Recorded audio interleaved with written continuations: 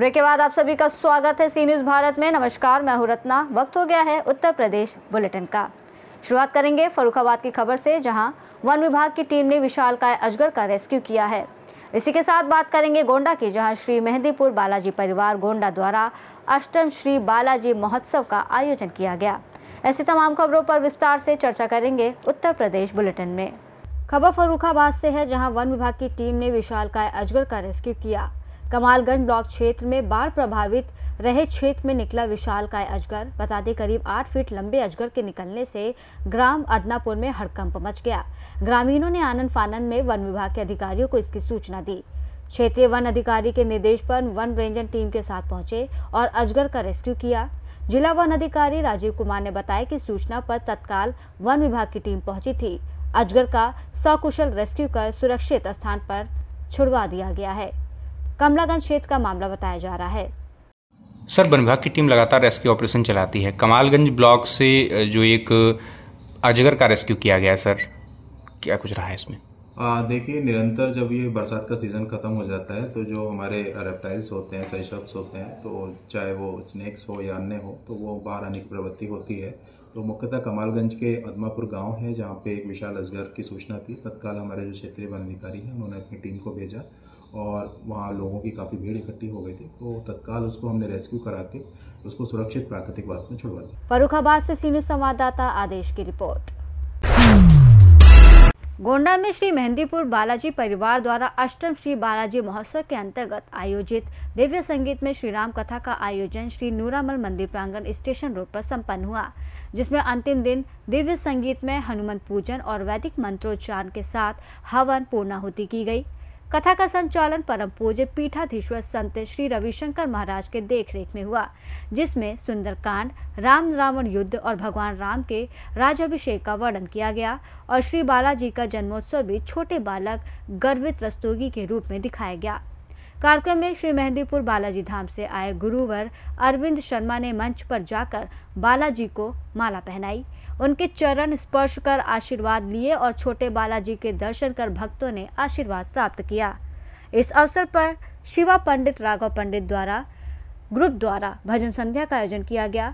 मुख्य यजमान माला देवी और शंकर कुशवाहा रहे। कथा समापन पर दैनिक आरती हुई और फल लड्डू का प्रसाद वितरित किया गया।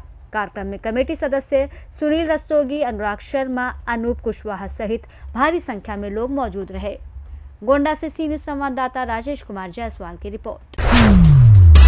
गोंडा में श्री मेहंदीपुर बालाजी परिवार द्वारा अष्टम श्री बालाजी महोत्सव के अंतर्गत आयोजित दिव्य संगीत में श्री राम कथा का आयोजन श्री नूरामल मंदिर प्रांगण स्टेशन रोड पर संपन्न हुआ, जिसके अंतिम दिन भंडारे का आयोजन किया गया। बड़ी संख्या में श्रद्धालुओं ने प्रसाद ग्रहण किया। कार्यक्रम में श्री मेहंदीपुर बालाजी धाम से आए गुरुवर अरविंद शर्मा ने भक्तों के कष्ट निवारण के उपाय बताए, जबकि कथा व्यास परम पूज्य पीठाधीश्वर संत रविशंकर जी महाराज ने भक्तों को सिंदूर और हनुमान चालीसा वितरित की। साथ ही निशान और भगवान राम दरबार की तस्वीर दी और लकी ड्रॉ के माध्यम से 90 भक्तों को पुरस्कार देकर सम्मानित किया गया। कार्यक्रम में शिवा पंडित, राघव पंडित ग्रुप द्वारा भजन संध्या का आयोजन किया गया, जिसमें गायक शिवा पंडित, राघव पंडित और गीतेश प्रकाश ने श्री बालाजी के भजनों की प्रस्तुति दी। इस अवसर पर कमेटी सदस्य सुनील रस्तोगी, प्रतीक टंडन, अनुराग शर्मा सहित भारी संख्या में लोग मौजूद रहे। गोंडा से सी न्यूज़ संवाददाता राजेश कुमार जायसवाल की रिपोर्ट। प्रयागराज मेजा में संपूर्ण समाधान दिवस पर 1 बजे पहुंचे डीएम मनीष कुमार वर्मा। सुनी जन समस्या और कहा कि सबसे ज्यादा मामले जमीन से संबंधित आए हैं और भीड़ अधिक होने के कारण सभी का एप्लीकेशन ले लिया गया और एसडीएम को आदेश दिया गया है। इन सभी का निवारण जल्द से जल्द करें और बेमौसम बारिश से धान की फसल में नुकसान हुआ है, इस पर भी बात की गई। आश्वासन दिया गया कि इस विषय में एसडीएम को आदेशित किया जाएगा। किसानों का जो नुकसान हुआ है उन किसानों को मुआवजा दिया जाएगा। देखिए, आज मेजा में संपूर्ण समाधान दिवस का आयोजन किया गया था और मुख्य रूप से ज़मीनों से संबंधित मामले ज़्यादा थे। ज़मीनों में भी जैसे सरकारी ज़मीन पे कब्जों के मामले, किसी की भूमिधरी ज़मीन पे किसी ने और ने कब्जा कर लिया, किसी की पत्थर गड़ी हुई पत्थर तोड़ दिया गया, या फिर किसी की कहीं कहीं पे वरासत की भी शिकायत आ रही थी। कुछ जगहों पर सरकारी ज़मीन पे धीरे धीरे लोगों ने निर्माण कर लिया, वो निर्माण नहीं हटा, कुछ में बेदखली का आदेश हो गया, उसका एग्जीक्यूशन नहीं हो पाया। तो विभिन्न तरह की शिकायतें मिली हैं और उन सारी शिकायतों को लेखपाल वाइज अभी हम लोग शॉर्टलिस्ट कर रहे हैं, क्योंकि इस तहसील में अभी बहुत सारे लेखपाल नए ज्वाइन किए हैं, जो किसी को 15 दिन हुआ, किसी को 20 दिन हुआ ज्वाइन किए। तो उसी की शॉर्ट लिस्टिंग हम लोग कर रहे हैं। कुछ लेखपालों की प्रथम दृष्टया लापरवाही भी परिलक्षित हुई है, उसको भी हम लोग चिन्हित करके उनके खिलाफ कार्रवाई करेंगे। बाकी ज्वाइंट टीमें बनाई गई हैं, अभी एप्लीकेशन को सॉर्ट आउट करके और सॉर्टिंग करके उसको हम लोग टीमें बना के भेजेंगे गाँव में, जिससे कि वो मौके पर जाएँ और शिकायतों का निस्तारण कर सकें। राजस्व के अलावा कुछ सप्लाई डिपार्टमेंट की भी शिकायतें प्राप्त हुई, जिसमें कोटे से संबंधित था। कुछ लोगों ने कुछ स्कूल की भी शिकायतें करी, कुछ सड़कों की भी शिकायतें मिली, कुछ बिजली की भी मिली। तो विभिन्न विभागों की भी शिकायतें प्राप्त हुई, लेकिन ज़्यादातर राजस्व की शिकायतें। सर, जन समस्या में किसान जो हैं, अभी जो बरसात हुई है जिसके कारण नुकसान हुआ है, उनके बारे में अभी तक लेखपाल देखने भी नहीं गए। सर, धान की फसल पे अंकुर आने लगे, अंकुरित हो रहे हैं। अब ये हम चेक कर, क्योंकि ये जैसे ही परसों ये बारिश हुई थी, उस समय सारे एसडीएम्स को हम लोगों ने इंस्ट्रक्शन जारी किया था, निर्देश जारी किए थे, कहीं भी फसल का नुकसान हुआ हो तो उसकी रिपोर्टिंग करें। आपने ये तथ्य बताया, इसको अभी हम संज्ञान में लेते हुए और देखेंगे कि यहाँ से क्या रिपोर्ट गई है। अगर फसल क्षति हुई होगी तो उसका तत्काल मुआवजा मिलेगा। सर, उपकेंद्रों में जो सामुदायिक केंद्र है, इसमें बीमारी बढ़ रही है ठंडी गर्मी के कारण। उपकेंद्रों में जैसे रामनगर, वहाँ पर डॉक्टर नहीं है और महिला नर्स तो बिल्कुल भी नहीं है सर। इक्का दुक्का है जिससे काम नहीं चल पाता। उसको भी संज्ञान में सर। अब ये संज्ञान में आपने अभी बताया, अभी सीएमओ है, मैं उनसे पूछता हूँ। जो हमारे सीएचसी हैं, पीएचसी हैं और सब सेंटर्स हैं, वहाँ पे हमारे पास जैसे जैसा स्टाफ अवेलेबल है उस हिसाब से डिप्लॉय किया गया। रामनगर का प्रकरण अभी है। उपकेंद्र सर, उपकेंद्र तो एक भी चालू है। केंद्र पे डॉक्टर की तैनाती नहीं होती है, वहाँ पे एएनएम जनरली जाते हैं, लेकिन जो नज़दीक आयुष्मान केंद्र होगा वहाँ पर हमारे सीएचओज बैठते हैं। इनिशियली वहाँ पे मरीजों की स्क्रीनिंग होती है, उसके बाद वो पीएचसी और सीएचसी जाते हैं। सर, नारायणपुर में भी बना है, बनवाया गया आपके आदेशानुसार।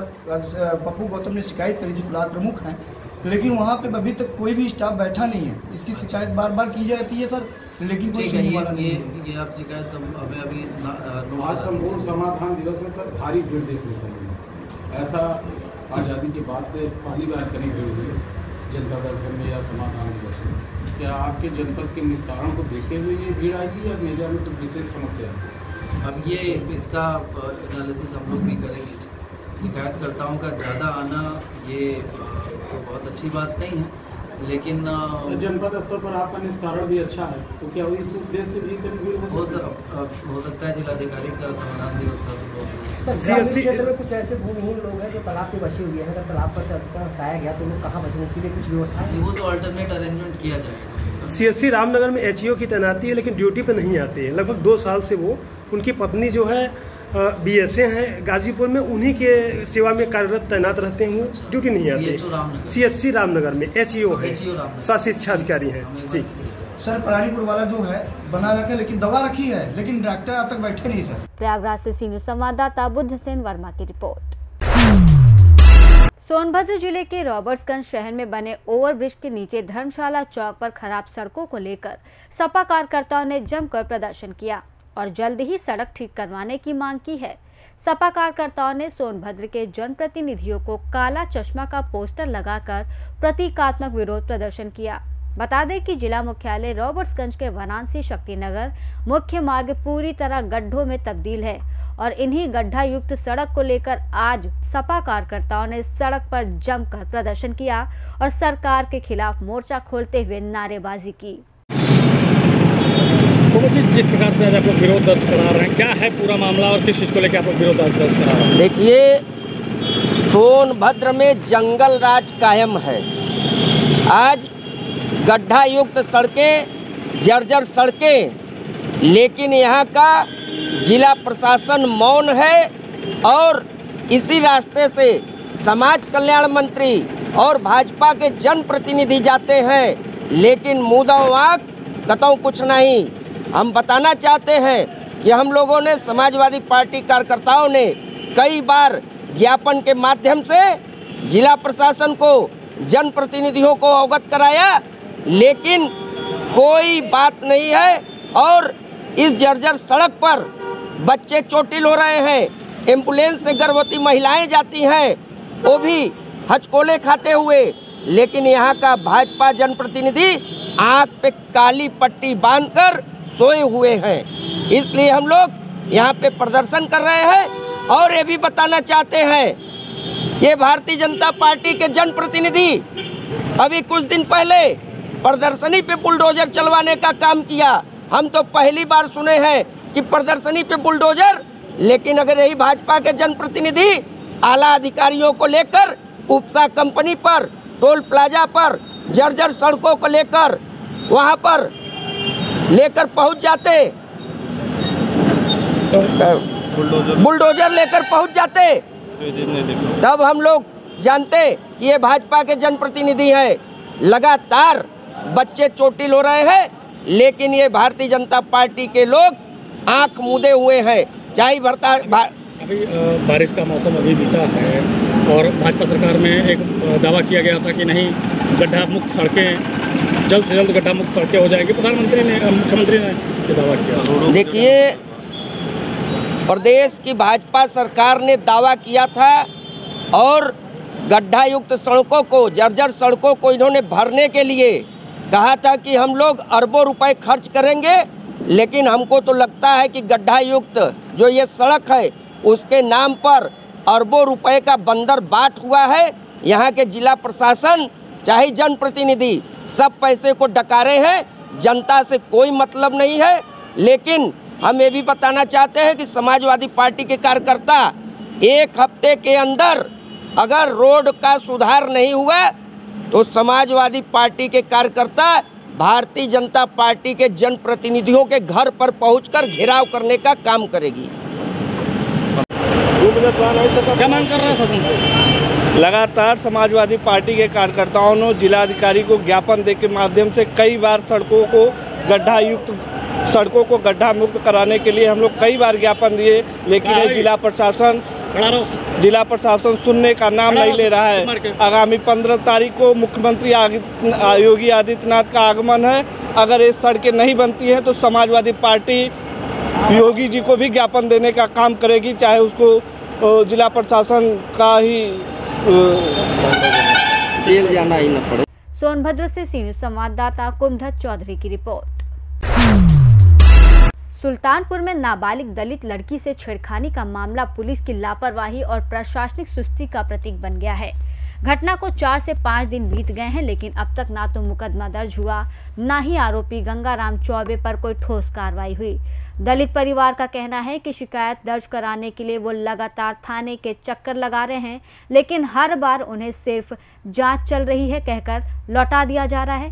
परिवार का आरोप है कि थाना पुलिस आरोपी को संरक्षण दे रही है और जानबूझकर मामले को दबाने की कोशिश कर रही है।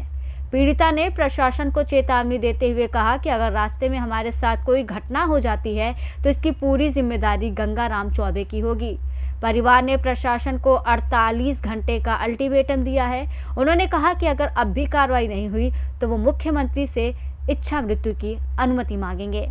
मामले की गंभीरता को देखते हुए पुलिस अधीक्षक ने थाना प्रभारी को अनुशासनात्मक निर्देश जारी करते हुए पूरे मामले की एक विस्तृत रिपोर्ट तलब की है।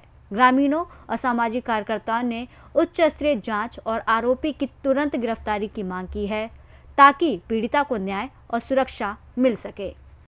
गंगा चौबे हमारे सबके पीछे के हैं, सुल्तानपुर से हमारे सबके यहाँ केस भी ना लिख गया और 5 दिन हो गया हमारे सबके कौन सुनवाई ना हो तो आज 5 दिन हो गया कौन सुनवाई ना होगा और गंगा चौबे आ जाए धमकी देते हैं। उसके बाद कहते हैं कि कट्टा बंदूक कहीं दाग देवे पूरा परिवार के केसों हमारे ना लिख जाए करौदी थाना में कौन भी सुनवाई ना गया नहीं तक आए नहीं तक ले हमारे सब पीछे करत हैं कि हम चाहे अकेले आए तो जाए हमारे सबके कौन कुछ हो जाए रास्ता में गंगा चौबे जिम्मेदार होंगे। सुल्तानपुर से सी न्यूज़ संवाददाता दिनेश सिंह अग्निवंशी की रिपोर्ट। इस बुलेटिन में फिलहाल इतना ही। देश और दुनिया की तमाम बड़ी खबरों के लिए देखते रहिए सी न्यूज़ भारत।